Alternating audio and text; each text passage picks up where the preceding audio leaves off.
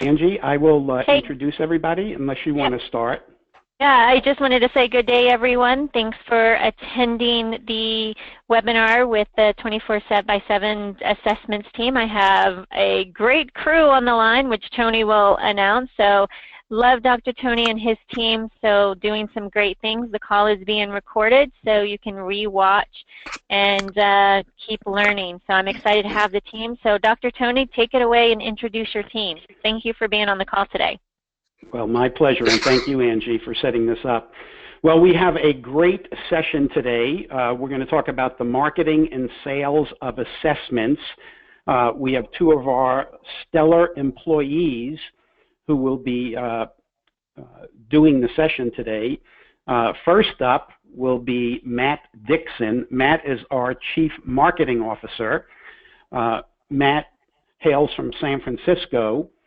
Moved down here, I believe, maybe in 2009. Started working for an organization called The Reader, was their top salesperson. And thankfully, or luckily, we hired him away. And in the nearly 3 years since he's been with us, our revenue has tripled. So when you hear what Matt's going to tell you, let me tell you that it really, really works because he's doing it for us. The second person we'll have on the call is Mark Snow. He is our Vice President of Program Development. Over the past 15 years, he actually has worked with hundreds of leading organizations on a variety of performance improvement initiatives, which basically specialize in the areas of leadership, strategic performance, instructional design. But he was the head of sales and marketing for one of our big customers, which was HRD Press out of the New England area.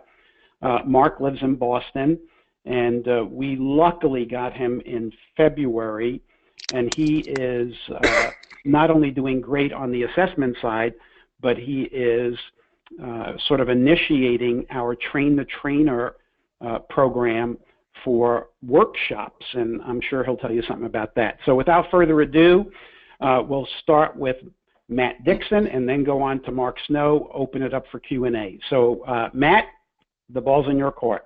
Oh, thanks, Dr. Tony. Thanks, Angie. And hello, everybody. We appreciate you guys coming in today. And I've been really looking forward to this call. I'll preface that by saying I am in the minority of our team. Our team is full of experienced keynote speakers and trainers. I am not.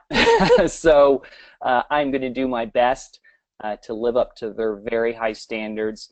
But really looking forward to the call today because I've had the tremendous opportunity these first 2.5 years to speak with a lot of you and speak with coaches all over the world, action coaches included, and have learned a lot about some of the common challenges and questions that you have related to sales and marketing.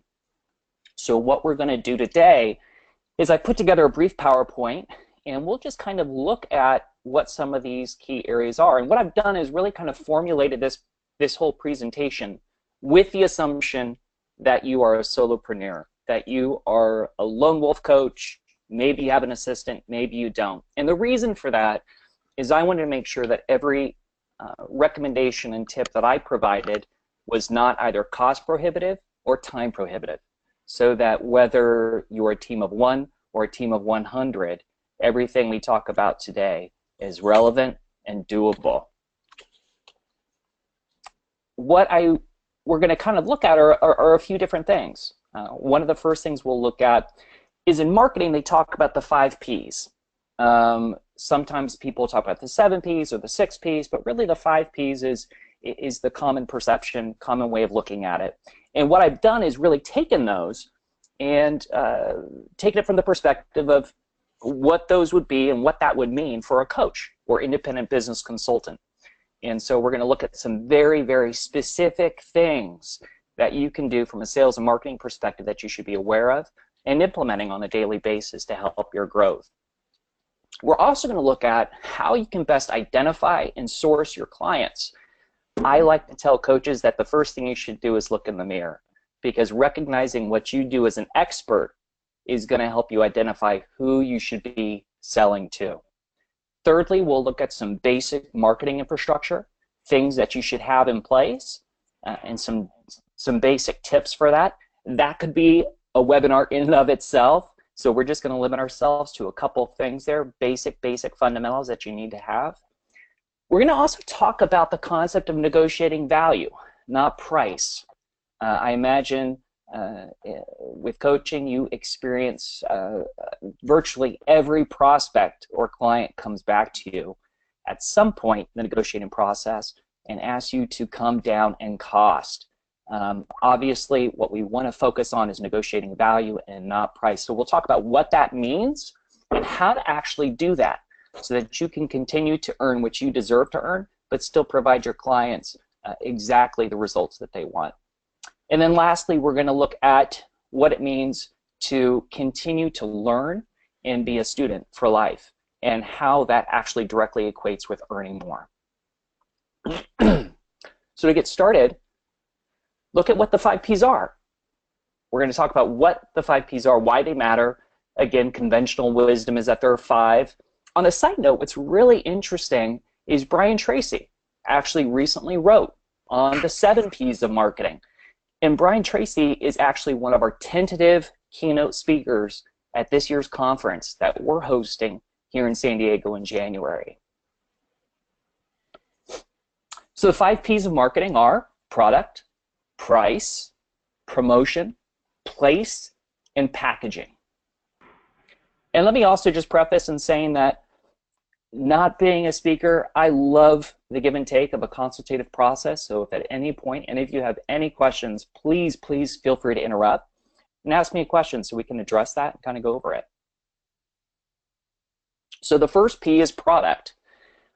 I will say this, that in all my years as working in sales, whether I was doing the sales myself or managing a team of sales professionals, the most common mistake in consultative sales is not understanding what you're actually selling. As a coach, you're selling solutions, ideas, and insights. You're not selling assessments, workshops, and seminars. The assessments are your coaching instruments and your tools of the trade, but they're not the end goal. So like a good contractor, each assessment is a different tool in your toolbox. They're what makes it easier for you to do and provide your clients better outcomes and provide something that's more scientifically sound. But it's not what the client is actually paying for. So when we look at your conversations, your pitch, your sales conversations with your clients, focus on the solutions, the ideas, and the insights. When I was a younger sales professional, I would put that on my desk, focus on solutions, focus on solutions. And the reason is that as consultative salespeople, we become very accustomed to focusing on what we have to do to deliver the results. What are the tools we use? What are the processes and the procedures? And so we fall into the habit of focusing on those rather than focusing on what the customer actually wants to get out of it. So while your clients are purchasing disc, they're not buying disc for the sake of buying disc. They're buying it for the self-awareness and the insights that it provides them. So always tailor your conversations in that direction. Again, it seems simple, it seems obvious, but it's the #1 mistake in consultative sales. Good consultative sales sellers are going to realize that also the product is going to change from client to client. There's no such thing as a one-size-fits-all approach to good consulting. So don't rely on formulaic talking points. Focus on customized solutions. And that seems obvious, but how do you find out what those customized solutions are? Really, the key to good sales, a lot of it comes down to asking a lot of questions. Put on your investigator's cap and pull out as much intelligence from your clients and prospects as possible. Get them talking. If you're doing most of the talking during an initial sales consult, then you're likely hurting your chances of closing the prospect. And why is that? Really, there are 2 principal reasons. One is that there's a strong corollary that's been identified between the time spent with a prospect talking and the likelihood of them buying. And that's because, 1, it allows you to understand more about what they need, and offer them a more laser-targeted solution. And then B, the more they speak, the more they share, the more they open up, the more psychologically invested they become with you and with the process. So again, focus on the idea that your product, you're in the business of providing solutions, ideas, and insights, not workshops or assessments or seminars. The second P of marketing is looking at price. So never lead with price. Focus your conversations with prospects on the solution, and then later the proposed steps for achieving that solution. Price should never really be discussed until the solution, the process, have been agreed upon and established. And never negotiate it. Negotiate value, but not price. And again, as we kind of talked about a little bit early on, we're going to get into that a little bit more later, what that actually means. And then also, don't itemize your proposals. You can get in the habit of putting together a proposal that issues all the steps, but if you begin itemizing them in terms of cost, what you're going to find is your clients will come back and suggest cutting things in order to actually reduce what they're going to pay. So this makes your prices vulnerable and your solutions less effective. And always, always create a step-by-step outline that you share with the prospect after you've identified the solution and the steps. This is a way you can demonstrate a clear plan with concrete steps, sometimes called a flow chart in sales. So this is a step-by-step outline with a clear roadmap for your coaching relationship. Get buy-in from your prospect at the beginning before price is ever discussed. They should feel like an active participant when creating this flow chart. And why is a flow chart relevant to price? Well, if the prospect or client comes back and suggests curtailing the cost, you'll have already previously achieved buy-in and agreement surrounding the necessity of each step. They'll have already agreed and acknowledged that each step is an irreplaceable part of the whole. So remember, you're not selling a car with features that can be added or taken away. You're selling a solution, and solutions require specific steps and processes for successful outcomes. Flowcharts also have the nice side benefit of planting the seed for success. So we've seen that flowcharts can actually help clients better understand and visualize what's to come. Clients who understand the end goal and how each step along the way helps them get there will be much more likely to believe that the desired outcome is achieved versus clients who are flying blind. Marketing P number 3, promotion. So what is promotion? Well, promotion is all the ways you communicate and advertise your service to existing and prospective clients. You should be thinking about it all the time. Successful businesses typically have 50% of the resources, both human and financial, invested in their marketing and their advertising. And the same rules should really apply for independent consultants. You should find that you should honestly be spending about 50% of your time focused on promotion, thinking about it, working towards it, and achieving it on a constant basis. There are a couple different types. There are the paid examples, like display advertising on third-party websites, magazines, periodicals. Other paid examples like SEO that you do on your own site and off-site SEO. And they're the free examples. And the free examples are obviously, coincidentally, the ones that oftentimes can be the most successful. Free examples of advertising and promotion largely are content marketing based. And today, content marketing is king. If you can tie your promotions to context and solutions, you can actually offer your clients a much more subtle, soft sale. So what are some content marketing examples? Social media, a blog, a newsletter, even submissions to third-party sites. So focus on these. These are really only going to cost you time. There's no money involved, no cost involved, just what you put into it.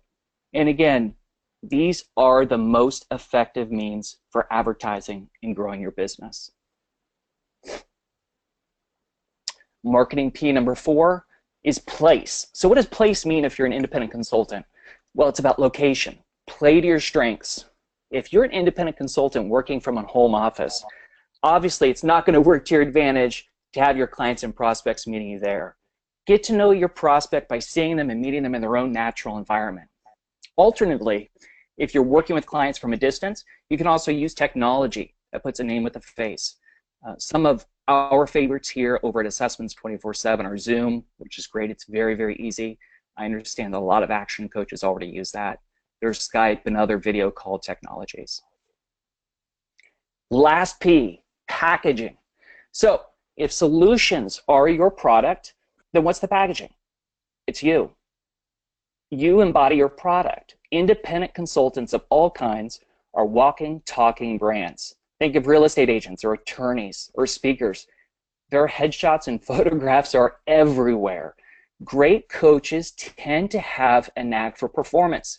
They accept and acknowledge that this can be one of the keys to exceptional earning power and repeat business.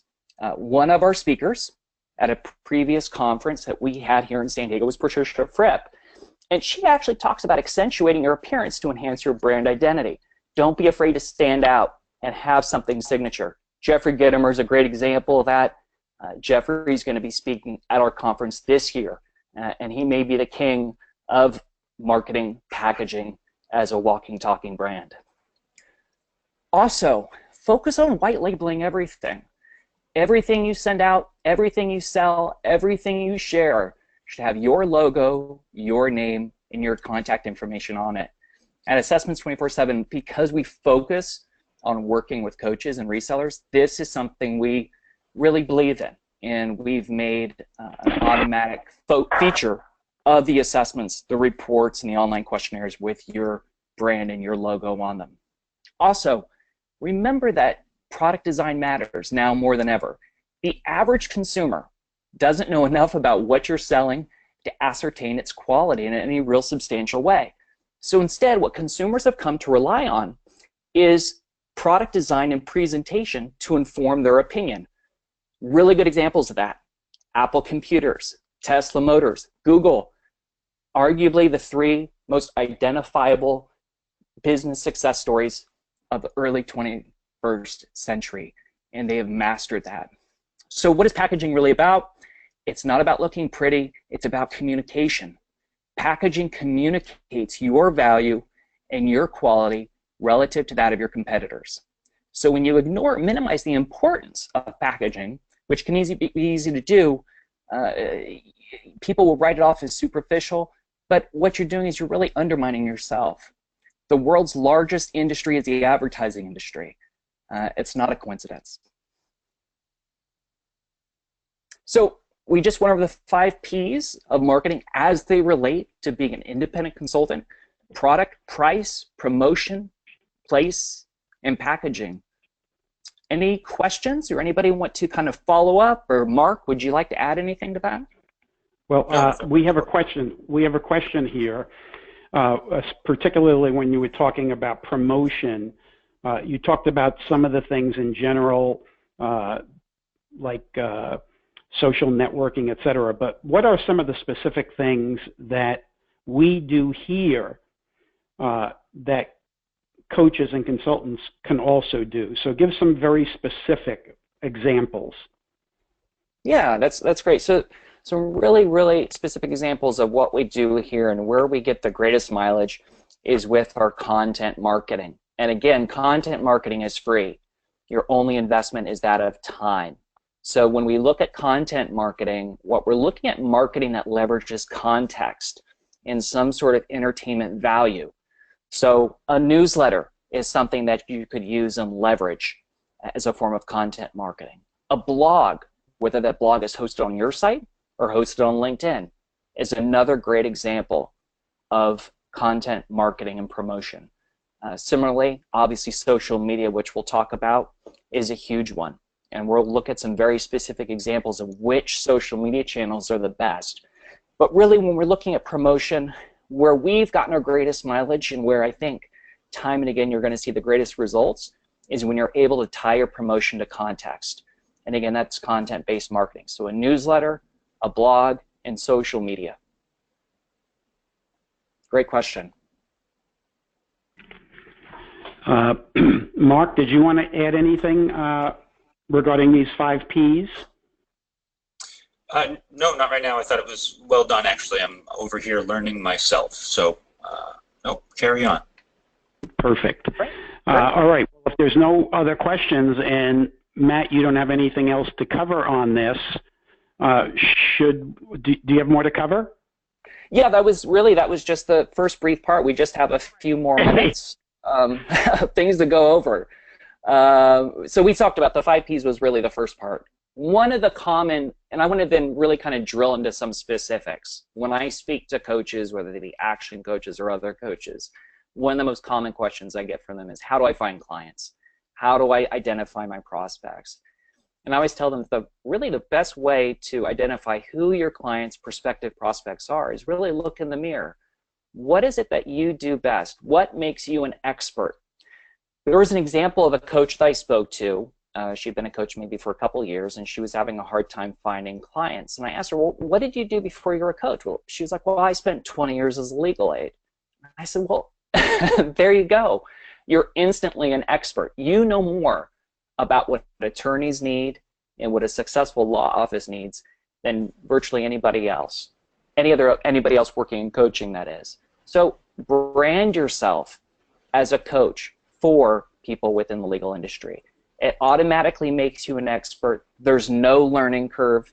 It means you can offer prospective clients much greater insights with much less time spent. That equals lower cost for them. Also, don't worry about it narrowing your pool of prospective clients. It actually makes you more relevant and more desirable. Ways in which makes you more relevant, easier to find, is because then you can begin targeting your on-page SEO and branding to position you so that you're more easily found.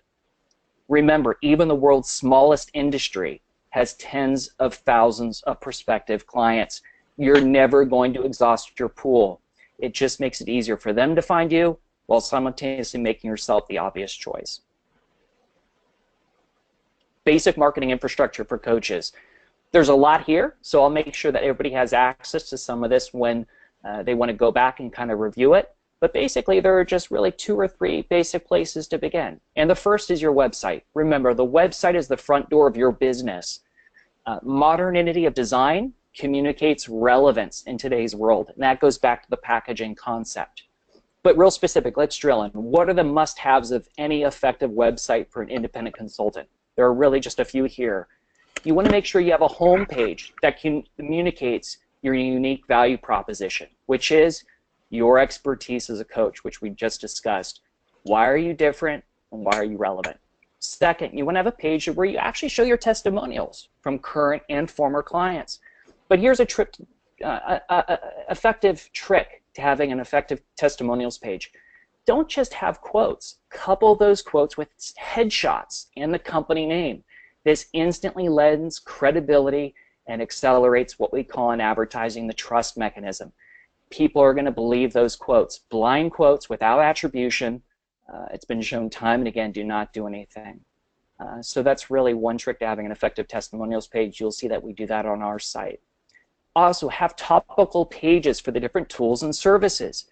The reason this is important is because you can then have more effective on-page SEO. If there's somebody doing a search for a coach who works with DISC, or a search for a coach who does a certain type of service or a certain type of a training seminar, you're going to come up in the search results much more often and much more accurately because you have these specific topical and targeted pages. Also, make sure you have a tracking lead capture and form fill that offers the client content and value and a no spam promise. You want to gather email addresses and names so that you can continue to communicate with people. Obviously, you want to have a contact page, but do more than just ask for a name and a phone number. If you want to be perceived as an expert, you need to be able to ascertain the details as an expert and what they need to know. So name, email address, phone number, a checklist of solutions that you like to focus on, whether it be leadership development, sales training, team building, and also offer a field for comments and questions. This is going to help inform your email marketing and your follow-ups. Then make sure that you have photos and explainer videos of you. Remember, You are the brand, and you achieve the trust mechanism with much fewer touches when you allow your prospects and clients to see who you are. Lastly, have auto schedulers in place. I'm a really big fan of time trade. I understand that there are a lot of action coaches that also use time trade. This allows your prospects to schedule a consult and appointment with you the moment they're thinking about it, the moment they're ready to do it. It reduces the amount of back and forth and is actually going to equate with faster sales conversions and having them occur more frequently. The other integral part of your marketing infrastructure is social media. It's not optional. Remember, content marketing is king. Tony was asking about some specific things that you can do. You want to have social media in place where you're posting at least one time each day per channel. I see this all the time. I visit other companies' social media channels, and I see that they are barren. And a neglected social media channel communicates potential client neglect and general disengagement. Whether that's true or not, that's what it communicates. And remember, don't overwhelm yourself. It's better to have 2 channels that you do well than 5 channels that you do poorly. And here's a trick for consultants. Use Facebook and Instagram. The reason I say this is that Facebook and Instagram allow you to leverage your brand in a visual way. They're also tied together, so you can cheat a little bit. By virtue of posting to Instagram each day, it'll also cover your post for Facebook because they are linked together. So again, you're leveraging your brand, you're providing visual engagement, and both of these channels help your website's SEO. Not all social media channels are going to do that to the same extent. Lastly, LinkedIn. I don't consider that a social media channel. That is absolutely your business card and your resume in one. And simultaneously, it offers a blog platform. So if you don't want to have a blog on your website, you can do it very, very easily with LinkedIn.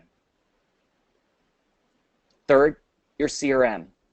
That's your client relationship management tool. So I know some of you have CRMs, some of you don't. Some of you that don't have them may feel a little overwhelmed with the idea of adopting or learning new technology. But if you're not adopting a CRM, then you're already bumping up against a glass ceiling and you're hurting your growth opportunities. A CRM is really about what we would call POP, your ability to prioritize, organize, and position yourself for your clients. A CRM is really just your way of organizing your clients, organizing your follow-ups, and making sure that your notes, your profiles, your scheduled reminders are all in one place so that you're organized and nothing slips through the cracks. So what are some popular solutions for CRMs? HubSpot is great. Salesforce and Infusionsoft are just 3 examples. But when you're looking for a CRM, just remind yourself you want to focus on something that's simple.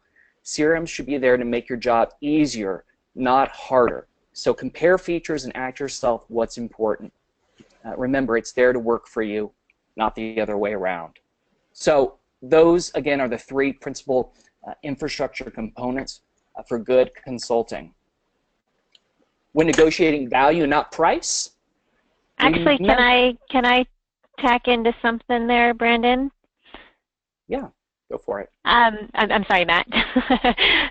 So for all of my coaches and action coaches on there, you know, our preferred CRM is SoftFront. So when you take a look at the SoftFront, your templates are there, and you know we'll be happy to work with the assessment team to put any type of templates or anything in there for you for your SoftFront CRM. So if you haven't looked at your SoftFront CRM, Matt brought up some great ideas on some CRMs. Your preferred one with Action Coach has all your templates and everything like that for you, which I'll be happy to work with the team and putting some things in and helping you guys out with the disc as well. Okay. Oh, that's awesome. That's awesome. I didn't realize that Action Coach does it. That's a huge advantage for you, because obviously what they've done is they've taken the time to not only find something that is trusted and true, but to actually pre-organize it and template it out for you, because they know what your most common things are going to be that you're going to need to be able to address and use it for. I've heard of SoftFront. I haven't worked with it personally. That's the only reason I didn't list it. But I know it has a great reputation, and definitely take Angie up on that offer, because that is invaluable.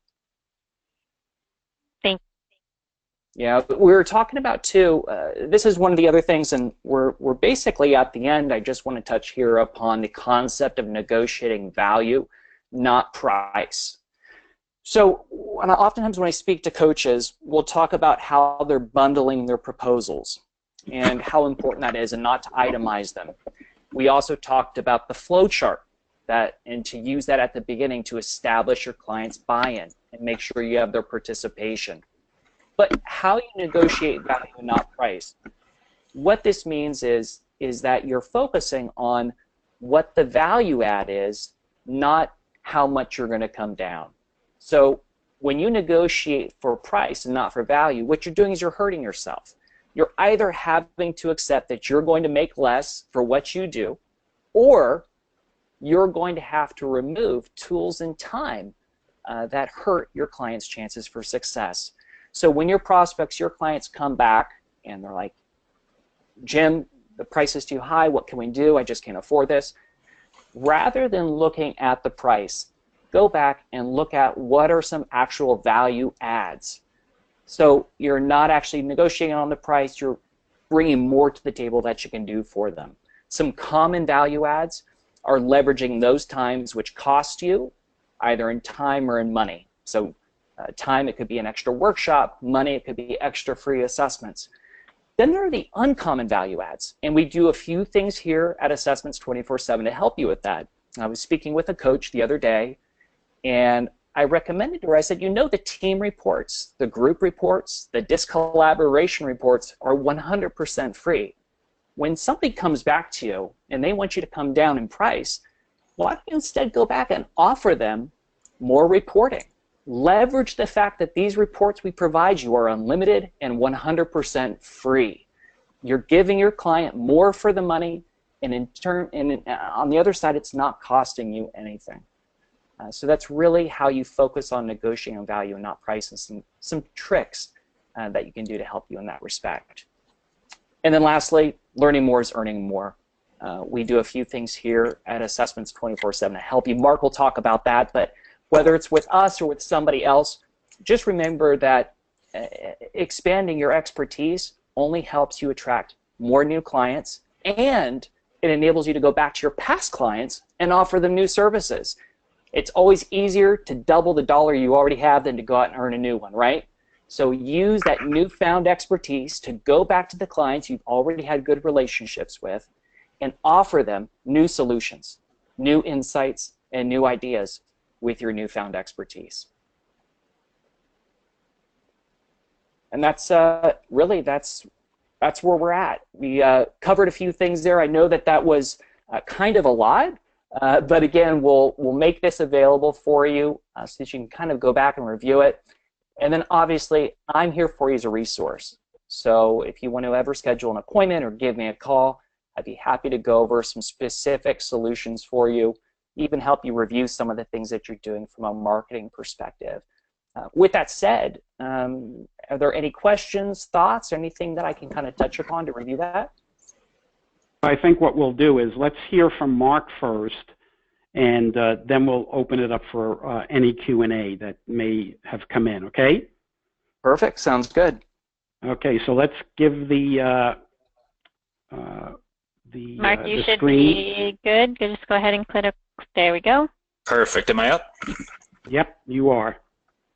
Okay. So first and foremost, let me just say thanks for the opportunity to speak with you. I am the new guy, and so I'm still learning my way around, the relationship with Action Coach and all the different ways that you interact with us and how we're supporting you and how we can support you better in the future. So it's an honor for me to have an introductory opportunity to talk to you. And so over the next couple of minutes, some of what Matt covered, I will sort of touch back on and maybe just put a different spin on, and then introduce potentially a couple of other concepts as well. So quickly about me, I have been in the training and development or talent development, whatever we're calling it now, industry for 15 long but very happy years.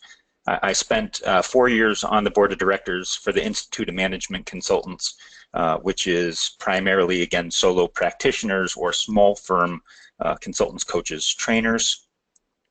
And then I spent a year as the Director of Learning and Development at an employers association. I have spoken at most of the conferences that you all have come to know around this industry, IQPC's Corporate University, SHRM, ATD, so on and so forth.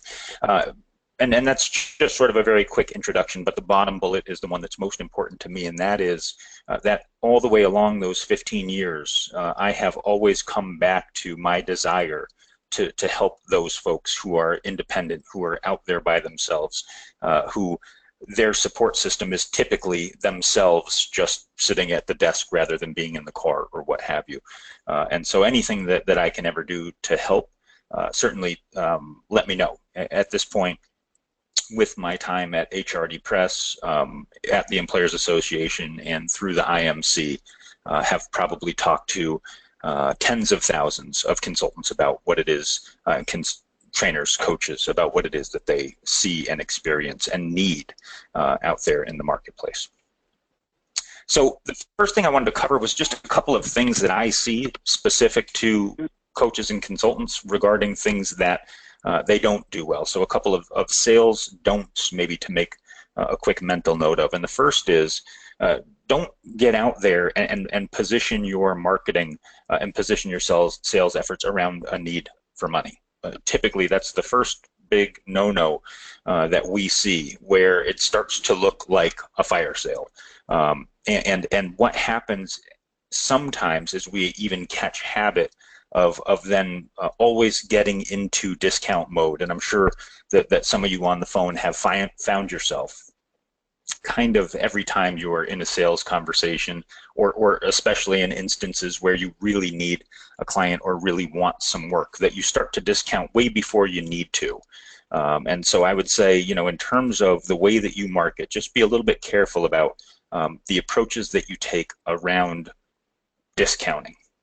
Also, and this one might even sound a little counterintuitive, don't position your marketing around and selling efforts around what a great service you have and how lucky someone might be to work with you and how exclusive your time is. Again, what we find is that when we work things that way and we start to turn the lens of the relationship more exclusively on ourselves, that there's damage to the trust quotient that Matt was talking about. And also, and I'm saying this as someone who markets and sells assessments, don't focus all of your effort on the great tools that you have and all the fantastic opportunities someone's going to have to experience a tool. And I would say that especially for coaches, because it's such almost an intimate relationship between the coach and the client that you don't want to start off with commoditizing. And I think that most of you probably have come to realize that the relationship, whether it be between you and the coaching client directly or you and the organization that you're working with that then provides you coaching clients, is that the trust and the relationship is with you. And if you decided to change the tool, the trust is there with the organization. When there's a reliance on the tool that's being used, all of a sudden it becomes too prominent in the relationship. So that's a long way of saying, don't sell anything, you know, because of you. The whole process of marketing and selling to an organization is much more focused on them. You are in front of them. They are going to have their interest piqued because of something that's going on with them, not your tools, not your great service, but something that they're dealing with. So when you are marketing, make sure that you're including language that has to do with them. What issue they're dealing with, what population it is that they're struggling with. Perhaps they're, I don't know, going through a mentoring program, or they're seeing a lot of senior folks leave and they don't have a pipeline of talent. So instead of looking at our own service or our base of tools, what's the thing that they're dealing with? And this is where I say, in marketing, fail as often as you can and send out messages and see which ones are sticking with, you know, taking your best guess, which marketing messages are the ones that are sticking, that are getting eyeballs, that people are clicking on, reading an article, or looking at a report that you've written, or whatever it might be. But certainly you want to keep in mind that has to have them as the focus. And at the end of the day, you have to have a true, authentic desire. Otherwise, they will sniff it out. People are too smart, and they see too many marketing messages, that you have a desire to help them with their business problem, not being out there to solve your own. And so the first question sometimes that I'll ask folks that I talk to, consultants and coaches that I talk to, is what do you really want to sell? So if you're going to be building marketing messages and having sales conversations, and when we're talking today about marketing and selling assessments, but is that really what you want to sell? And I work with a consultant, a fellow by the name of Jeff Percival out in North Carolina, who's very clear with his clients that what he does is sell assessments. So when you want assessments or need assessments, you should come to him. And he'll do a couple of projects a year, but what he really wants to sell are assessments to people who need assessments. But if that's not your focus, if what you're trying to do out there in your marketplace is to get coaching contracts, well, then I would say use assessments, but you don't necessarily have to do anything where you're really leveraging or making them prominent in your marketing messages. Using them is much different than promoting them, because as Matt was saying, what they're after is the benefit of the assessment, not the tool itself. So really make a determination and maybe even write down what it is that you truly want to be out there promoting and selling. And because what you're going to find is the answer to that question, if you can define it and get a very solid definition, is that it's going to change your marketing and sales approaches based on what it is that you're trying to do. So if what we're trying to do is create they marketing, right? So we're looking out and trying to figure out who it is that we're going to work with and what their pain points are. It does, though, bear in mind and become important to understand why you're there. Why did you get into coaching? Who is it specifically that you started your business in order to help? Is there a specific population that speaks to you more in terms of your effort in helping them? How does your coaching help them in a specific way? Why that population?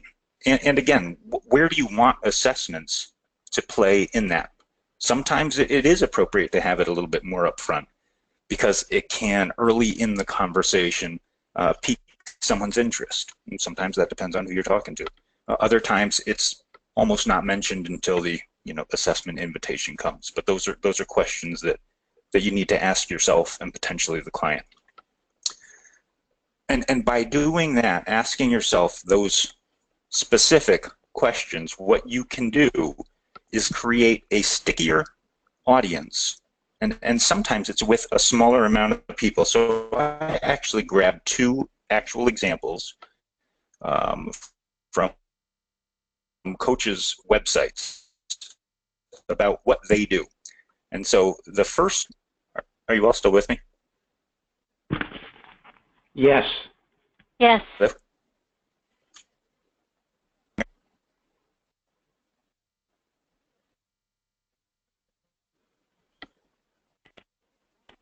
I think, Mark, we lost your voice. Someone just give me a heads up if I'm still on the line here.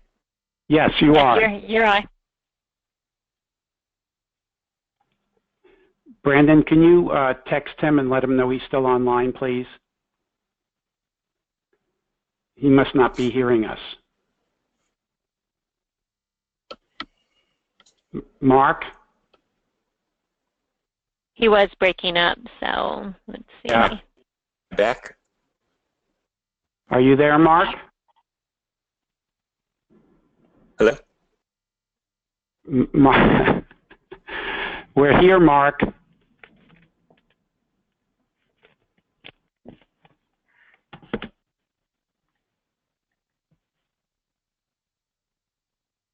His signal's cutting out pretty badly, I think.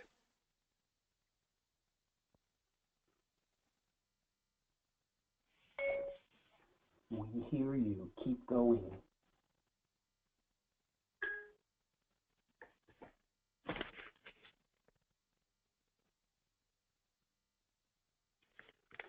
Angie, were there any questions while we're waiting for Mark to get back online? No questions at this time. Okay. Matt, did you want to comment on anything that Mark's been talking about so far? I think a lot of, some of what he's been covering, like he mentioned, is similar to some of the points that I was talking about as well. He's just kind of framing it maybe a little bit differently, but he was talking about finding clients by first understanding what it is that you do well. And again, we were talking about that, how important it is to recognize what makes you an expert. People want to hire experts. If you, I'll just go back to the example of a coach who had been a legal aid for 20 years. If you're an attorney or a business owner or a person who's head of a firm and you're looking to hire a coach, all things being equal, are you going to hire the coach who had 20 years experience working in the legal industry or the coach who doesn't know anything about it? So as Mark was pointing out, it's really important to understand who you are and what makes your ability to be an expert and service your clients in a unique and compelling way. Right. So really laser targeting who your client demographic is going to be really important to your growth. And coaches are always afraid whenever I bring this up. Well, aren't I turning away other people? What about people in the automotive industry or people in this industry or people in that? Well, there's 2 points to that. One, you're not going to be turning them away. You can walk the line of position yourself as an expert within a certain industry and still be relevant to others. And then second, as I think Mark pointed out and I pointed out, even the world's smallest industry has more potential clients out there than you'll ever reach in a lifetime. Right. So we had a question for you from one of our new coaches, and he says, what do you do if you're just starting out and you do not have any testimonials? Use others or some from your previous career. What's your suggestion? Yeah, absolutely. Never be afraid to ask colleagues, former clients, employers for testimonials. If you don't have testimonials from clients as a coach, because as this coach is aptly pointing out, he or she just started, then get testimonials that speak to your abilities, your talent, your drive to help others. Get testimonials that speak to your character, your intelligence, your talent. Testimonials don't just have to be from clients who are speaking about how you help them. They can be much broader than that. Yeah, let me add something. Let me add something here. I know that a lot of coaches do little workshops that about the coaching services and areas that they cover. If the coach simply can go out, and even a new coach, and try to get to like Rotary clubs or chambers of commerce or any kind of business-related groups where they can go, local ones, where they can go and give even a 20-minute talk about marketing or entrepreneurship or whatever is in that coach's toolbox. And I know a lot of material is given to these coaches or is at the coach's fingertips, specifically from Action Coach. When I first started out, I would go out and give as many speeches as possible, even for free, if I could get testimonials from the organization that hired me, and even testimonials from some of the people who were in the audience. So that that's a key thing. Another Absolutely. thing, playing off of what you said, Matt, is one of the things I talk about is coming and going when it comes to prospecting. You either go after prospects or they come to you. So a lot of the content marketing that you talked about, the social networking, the blogs, the newsletters, broadens your visibility in the marketplace and prompt some people then to come to you to ask you about what you do or what you can do for them. But going where you are doing outbound marketing or prospecting is where you might want to specifically go after people in your nest market, you know, the market that you know best. Right. I always found that in the speaking business, specialists, people who specialized in a particular industry, earned more money than generalists who tried to be all things to all people. So Right. the key is focus. Focus on topic, focus on market, and you know that's who you go after. But you don't turn business down that comes to you that may not be in your niche market. Yeah, absolutely. Can you all hear me? Yeah, Yeah, now we can hear you back, Mark. So I'm just going to, before I bring you back on, I'm just going to kind of recap on what they said to help Jeff out with this question. You know, Dr. Tony's right. We have tons of seminars, you know, 6 steps, 5 ways, service rich, sales rich. You have tons of product that you can get testimonials on. However, when you take a look, especially when you're taking a look at testimonials when it comes to DISC assessments or even coaching, reach out to the coaches. The coaches have done DISC assessments. So what are their testimonials? So the beauty of Action Coach is the fact that you can leverage anyone's testimonials, because we here at Action Coach has done this. So when a coach does something, you have done it. So when a coach has sold DISC assessments, or done DISC assessments, or you know, team days, team rich, etc., feel free to use those and contact that coach for their testimonials, etc., because it's a we factor now. So you have many, many different ways of getting testimonials, right down to, I'm sure you can ask the assessment team and say, hey, what are some testimonials that you've had for DISC assessments? You know, what are some testimonials about people using your services and DISC assessments, etc. So, you know, there's a lot to leverage off when it comes to testimonials, because it becomes a we factor, and that's the beauty of our partnerships that we have with with assessments that Action Coach has with other partners, and you will have with your Action Coach community as well. Yeah, and if I may just quickly add, because I had someone not long ago, actually a couple months ago, who was breaking into the coaching business, who had come from corporate and had some amount of network locally, but certainly not as a coach. And so what they did, actually leveraging the DISC assessment as a tool, was they would go out and do low-cost or even free lunch and learn sessions where it was only going to be an hour, which a lot of organizations, if you can put something into an hour with a group of people, be they managers or just team members or what have you, but work with organizations to come in inexpensively or even free just for 90 minutes. Now for you, that looks like you're running a session, but in truth, what you're doing is auditioning for that client. Yeah. And so then after the fact, what he did was he went up to the HR director, talked about how well it went, because everyone likes, sort of the self-awareness and the aha moment of getting their DISC report, and then asked, were there people in the group specifically who they thought might need a little more remediation, and ended up building at first a low cost, but then building into full price coaching clients that way, and along the way, of course, having an opportunity to gather testimonials and experience.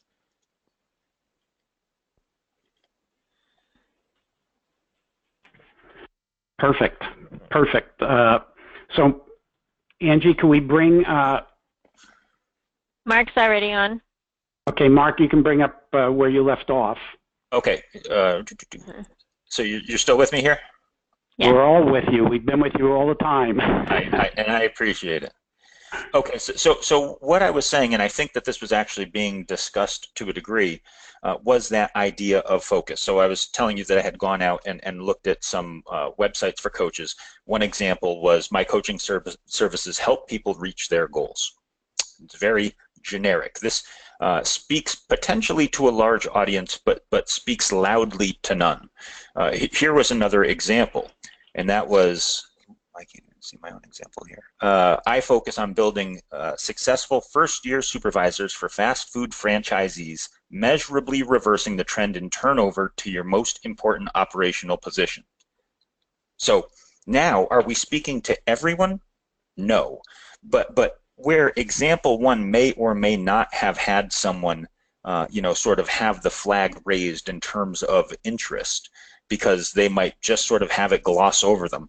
When you get very specific about who it is that you want to work with and how you're going to work with them, what the results are going to be, all of a sudden you're speaking very loudly, potentially to a smaller audience, but even those marketing messages, you can have several of those going on at the same time out in different directions. But the further you can get, as Dr. Tony was saying, digging into specifically who it is you work with, why, and what the results will be, the larger your overall audience of coaching clients will be. So in terms of increasing your DISC business, kind of DISC specific, the number one thing that I will say to everyone, and I think that this has proven itself out over time, is to get certified. You will be more comfortable, more confident, more willing to bring the tool up if you're certified. And if you stay up to date, it's not just getting certified, but making sure that you stay involved in the process with us, with Action Coach, to make sure that when things change, or even just to get additional sort of practice around the tool, to stay up to date. The more that you can learn and the more that you can practice, the more that you will eventually be using the tool, and your confidence will grow, and it will show in all of the different areas that you work. Listening for the clues and cues with DISC, and they're everywhere, right? Anywhere where there's more than two people at work, there's conflict. And there's an opportunity to bring in a tool that's going to, in a scientific way, so it's not someone's subjective opinion, help them get where they need to go. Speaking the language of the prospect, I'm actually going to skip down to the last one and I'll come back up. Give something of value away for free. In any opportunity you have, whether it be content marketing or a book, if you've written a book, a handout, a white paper, whatever it might be, when you can present something to someone, you have now transacted with them. And so I would say, for those of you who have the opportunity, one of the great tools that you have at your disposal is to have them take the DISC assessment up front. So even before they've contracted with you. And it could be, considered a sunk cost or an investment or what have you. But use the tool in order to start that conversation. So what that does is two things. One, now they've kind of transacted with you, even if upfront you're paying for it, but it also allows you to understand where this person is coming from in terms of their own DISC style, and what approach is going to work with them in terms of saying, how should we work together? What are we after? Now you'll understand their pacing, and am I pushing too fast, or am I not getting down to business fast enough? Is this a person who's going to rely more on the analytics of DISC? Is that what's going to make them more interested, or could it be even something a lot more social and relationship oriented, maybe even going outside of the work environment or whatever it is that you might be dealing with them in? DISC will give you all the tools that you need in order to speak to prospective clients much more effectively. So I think it's a neat opportunity at relatively low cost to improve your sales conversations beyond what you would sort of be able to do usually on your own. The other thing that DISC can do and should do is just augment how great you already are and not take over. And I mentioned that earlier, is to not over promote the tool ahead of you. And so we have a consultant that we deal with and a presenter that sort of woke this thought up for me, and that is what you should be promoting and what they should be interested in is an experience of going through this particular process with this particular tool with you. So it's not specific to the tool, because you could hand them a DISC report and they'll get something out of it, but you need to make sure that you are front and center of the experience, and that the debrief with you and your expertise that gets tied into what it is that they're experiencing all mixes into something that's much greater than simply getting their report. So how does your unique experience, your unique insight add to the value of using a tool? And then almost to what we were saying before with lunch and learns and having an opportunity to expand and talk maybe to some friendlier people or even some lower cost people at first, everything should be, in terms of your experience, leveraged back into sales stories, testimonials, what have you, at a point that's appropriate.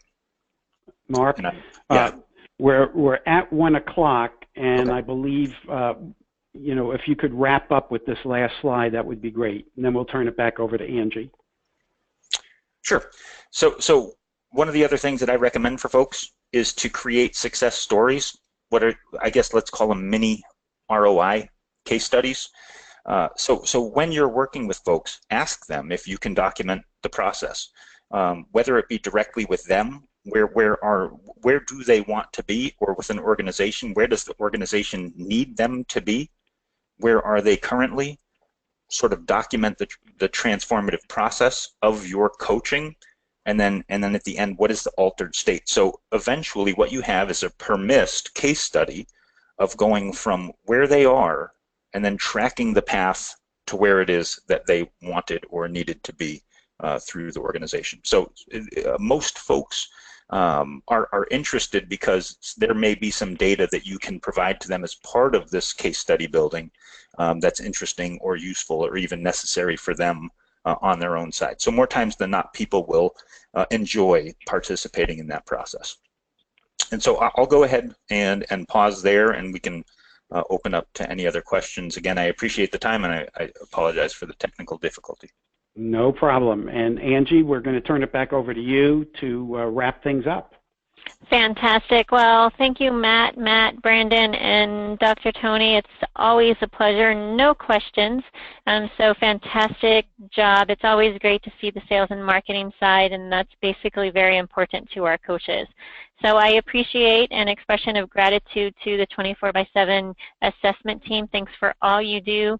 We'll be looking and scheduling some more throughout the year, team. So pay attention to this one, watch this one, rewatch this one, as there were some important notes for you to grow your 24/7 assessments portion of your business, as well as your Action Coach business as well. So thank you, team.